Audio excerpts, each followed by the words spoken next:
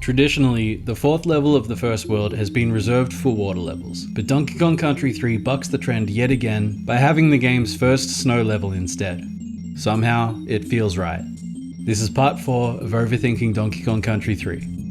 Skidda's Row really is just the introduction of the snow tile set. That's it. That's the main selling point of the level. The gameplay, however, does have its own gimmick in the slippery surfaces. It's not insurmountable, but if you're not careful, you can find yourself slipping right into a pit or an enemy. Skidda's Row, aside from being a reference to the band REO Speedwagon, is also named after the level's primary antagonist. Skidda is a palette-swapped Cobble, and like Cobble, he's both great and incredibly underutilized throughout the game. I love that the enemies aren't immune to the slippery environment. It feels like the playing field has been leveled a bit. This is also our introduction to Krimp, this game's claptrap or clamp-on. Unlike clamp-on, he isn't related to the claptrap line at all, and is his own thing. I like how the enemies of this level are all color coordinated. It's a strange, trivial detail, but one I appreciate. Pink and blue come up a lot in this game. We've already seen it in the sky and water of Lakeside Limbo. We're seeing it here, with the pink enemies and the blue midtones of the snow, and we'll see it in a few levels yet to come. The background here is also top-notch. One of the most gorgeous views, not just in DKC3, but in the entire trilogy. The way the layers convey depth feels so real to me too. You know what? One of the things I think this game does really fucking well is the backgrounds. We've seen some great ones in the boardwalk and mill tile sets, but just wait until we hit areas like Mykonos and Razor Ridge.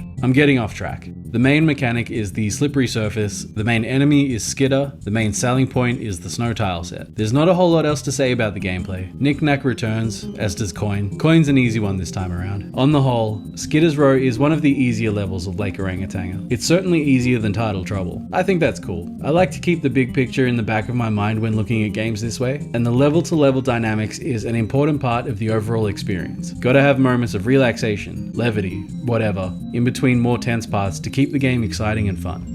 The level being named after Skidda could be an indication that Skidda lives here. And while I think the name's simply a reference to the gameplay, I do think there could be more to it than that. For one, Skidda is only seen in the snow levels. And two, this is the northern Kremisphere. Stands to reason that Kremlings inhabit this place. The area and all the houses do make me think that it's a sort of resort, or maybe just a bunch of holiday homes that are scattered around the place. I mean, the Kongs were here on vacation, so having the northern Kremisphere be a vacation area seems right to me.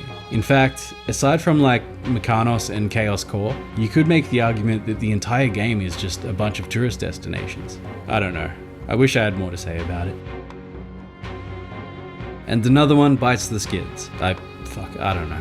I was gonna say something about how the snowmen in the background give us a very tenuous clue as to what's coming later on, but I think that's a bit of a stretch. I don't know about you, but I feel like Lake Orangutanga isn't the strongest start to a game. That said, I do feel like these last two levels have definitely found their stride. They're a bit more visually interesting and a bit more fun. I know I've got a lot of people who disagree with me here, and not always for the same reasons, so I'd love to hear what you all think. Anyways, one more level, then we're on to the first boss of the game, and one of the coolest bosses in the entire series. Adios, muchachos!